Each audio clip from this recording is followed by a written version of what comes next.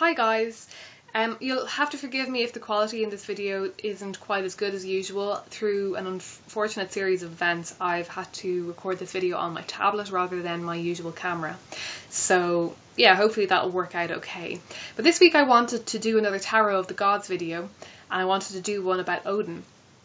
Odin is a god that went down on this list pretty early on because he is a god and one of the primary male deities that I really actually want to work with, and haven't really had a chance to do so with so far. I've had very limited experience with him so far. This is primarily because Norse mythology, while it's something that I am really interested in and anything that I've read and know of so far, I really enjoy and really resonates with me. I haven't actually had the time to really engage with it in any great depth, and I feel as though Odin is a deity that I don't necessarily want to jump in the deep end with until I have read more of his myths and done a little bit more kind of background work on him.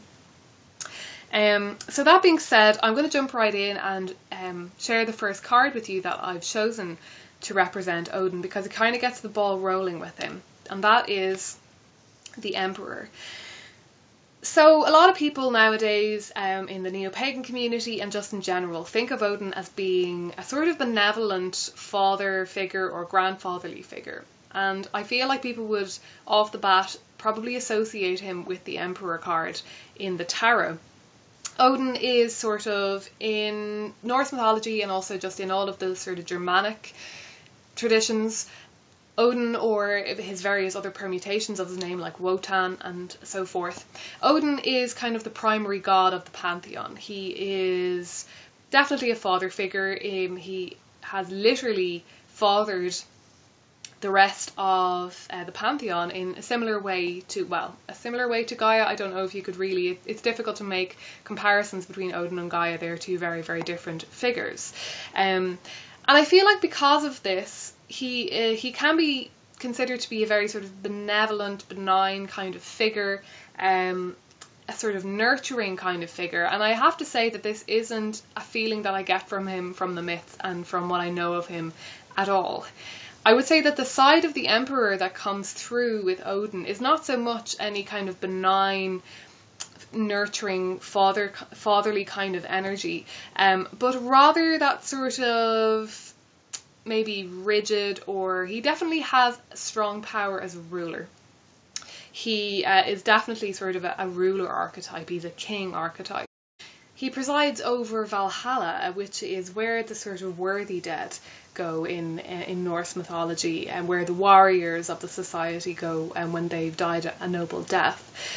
So there is this sense of him being, he guards the sovereignty of his people, but there is this sense of him maybe being a little bit choosy about that, and he sort of chooses people who he considers to be worthy, to whom he will grant power and knowledge and these kinds of things. He also very definitely has a very primordial energy to him. You get this sense of him representing some form of underlying life energy or life force that pervades all of us, and I feel like a lot of him actually he acts sometimes as a metaphor for humanity and things like that. I particularly like the Emperor card in the Wild Unknown to represent Odin because it is a tree, and this obviously represents the sort of immovability and rootedness and stubbornness of the Emperor, but I also feel it's a nice hint at the world tree in Norse mythology, which is obviously the axis mundi and the pole around which everything revolves. It's like the lifeblood of the universe. But the world tree is obviously very particularly important to Odin, because of the myth that is maybe his most well-known myth and his most important myth, which is that of him sacrificing himself by hanging himself on the world tree upside down, and piercing himself with his spear, and hanging there without eating or drinking for 9 days and 9 nights. And this brings me to the second card, which is actually the primary card that I would associate with Odin. And I think this card is actually much more representative of him generally speaking, than the Emperor, despite the fact that the Emperor taps into that father archetype, the ruler archetype, which is of course very important to Odin. And the Hangman represents a whole host of other associations with him. And this for me would be the primary major arcana card that I would choose to represent him, and indeed maybe the primary card that I would choose to represent him. So when we look at Odin's self-sacrifice, we start to see the way in which he is maybe not the kind of benevolent, wonderful, selfless ruler that we might expect him to be when we're thinking about an Allfather type figure. Odin sacrifices himself repeatedly for knowledge and wisdom. He has this sort of insatiable thirst for gaining occult knowledge, arcane wisdom, and that kind of thing. And there are a good few stories about him, which I wonder often if they're actually all different ways of just telling the same story, as to how Odin received this amazing wisdom and witchcraft and sorcery that the power that he has. So the Hangman to me represents Odin's sacrifice for knowledge. In this sense, he definitely has a very shamanistic quality. He is hanging on the tree, half dead, kind of balanced between the world of the living and the world of the dead. And through this act, he achieves enlightenment. He discovers the runes, essentially, which the runes are not just an alphabet in Norse mythology.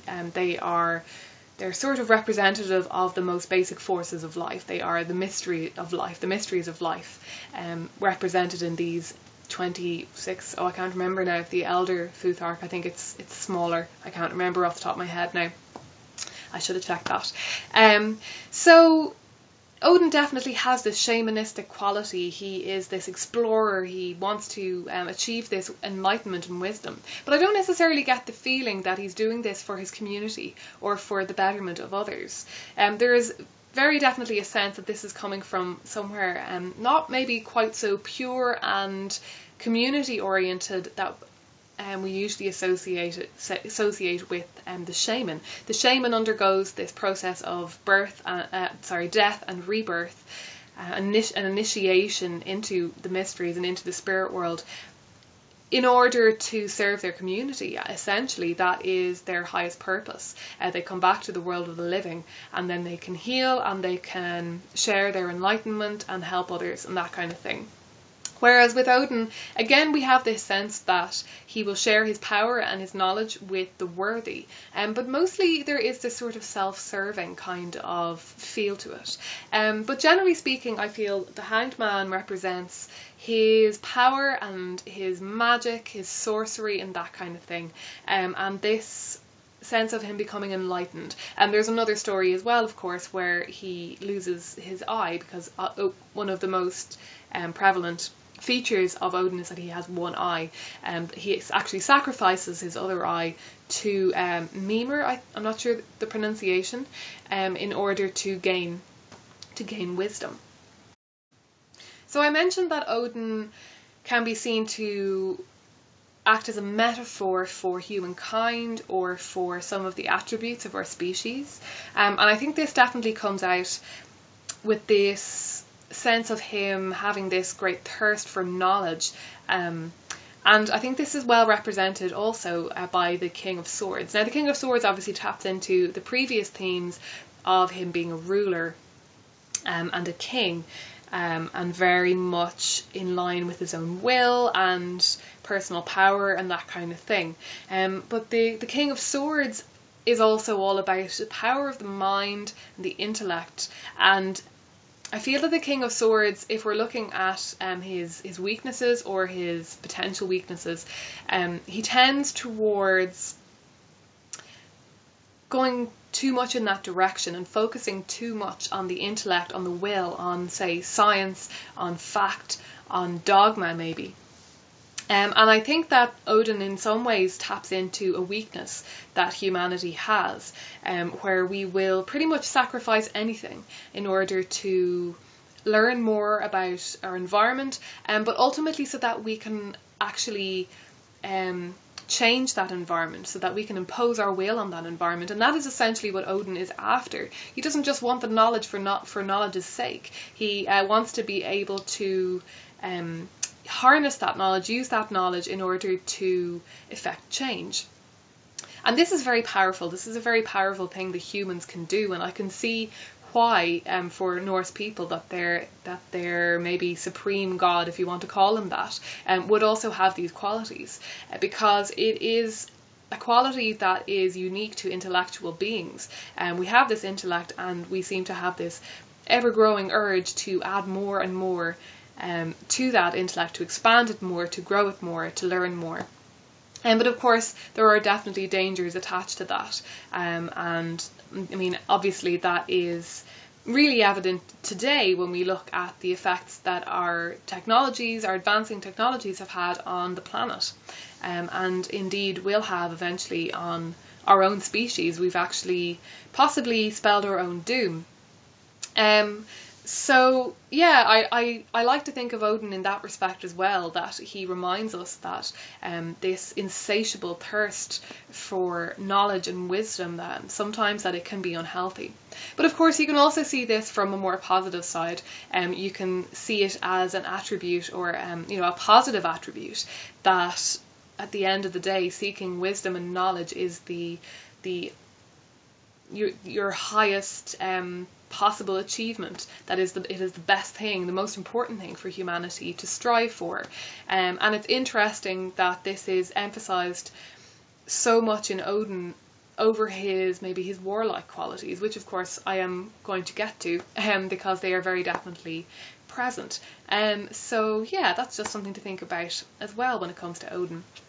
So finally, I wanted a card to represent a couple of different things in Odin.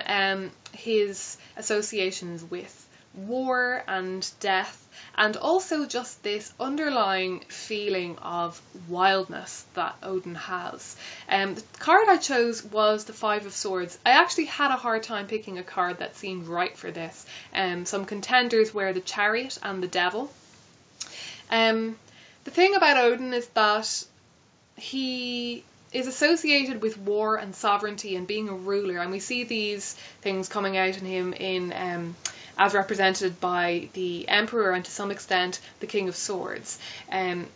He's very definitely a figure who will lead people to war in order to protect their sovereignty, to protect themselves and their community. But more often than not, we actually see Odin inciting war and chaos almost for the sake of it, and he seems to really revel in this wild kind of chaos and chaotic feeling.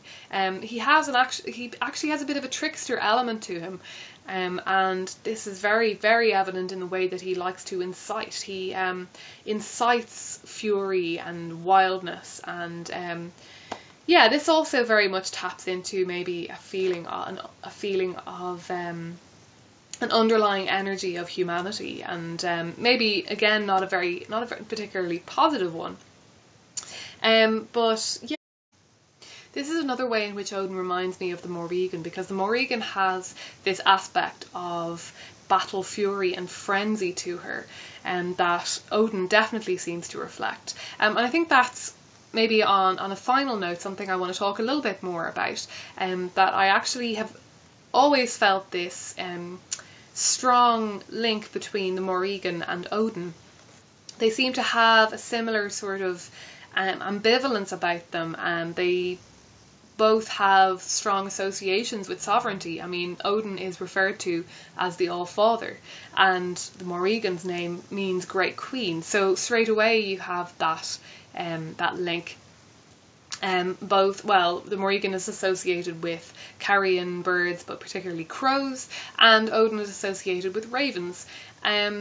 All of the main attributes of Odin are actually present in the Moregan as well. We have the association with ruling and sovereignty, an association with war and death and looking after the dead, an association with poetry and intellect, and to some extent maybe kind of a search for knowledge. That's definitely something that comes out a lot more in Odin, and the self-sacrificing kind of aspect, and sacrificing himself in order to gain knowledge. That's something that is definitely much more prevalent in Odin than in the Moregan. And then also just this sort of wildness about them. They have this very kind of primordial energy about them, this sense that they are maybe something more than some other gods. They have this more than human quality about them, where sometimes their actions make sense and are in line with social norms and so forth, and sometimes they just really aren't, and they seem to be sort of functioning on a level that is just slightly different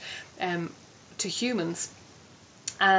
So you have this sense where, okay, they will help you. They might be figures that will be sort of patrons or matrons to the community. They will help their community in battle. They will help them win wars. They will give them power and knowledge.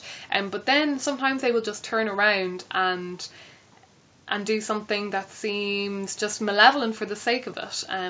So yeah, that definitely makes me think of a lot of other kind of figures in Irish mythology, where you get this feeling that there is something about the land and maybe the weather that we're tapping into here, and that Ireland may seem a very sort of a temperate climate and everything, but the west of Ireland is very wild.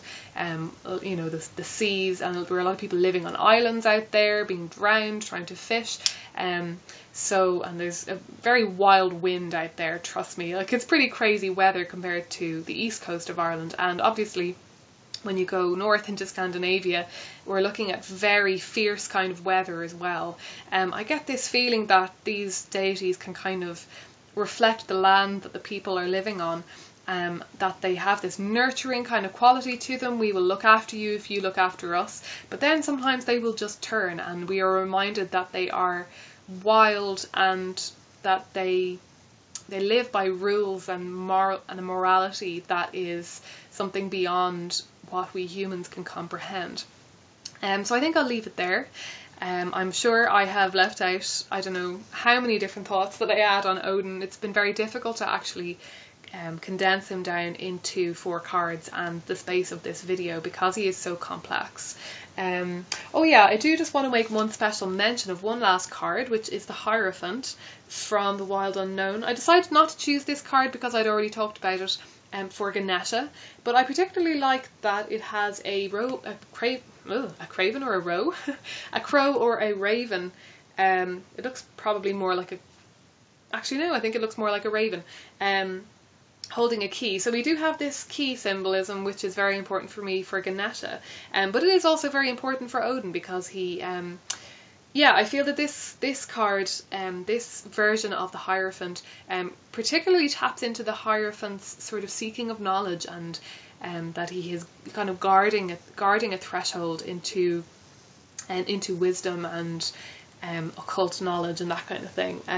So I think, yeah, the key symbolism is actually very relevant for Odin as well. And then we have the nice reference to the raven, because Odin has 2 ravens that he sends out into the world to bring him news, essentially, to boil it down very briefly for you. So I wanted to make just a brief mention of that card, because that for me also tapped into a lot of his associations with mystery, knowledge, sorcery, and yeah, that kind of thing. And also that wildness, that wild energy. This Hierophant card is much wilder and much more primal than we usually see, which I like a lot.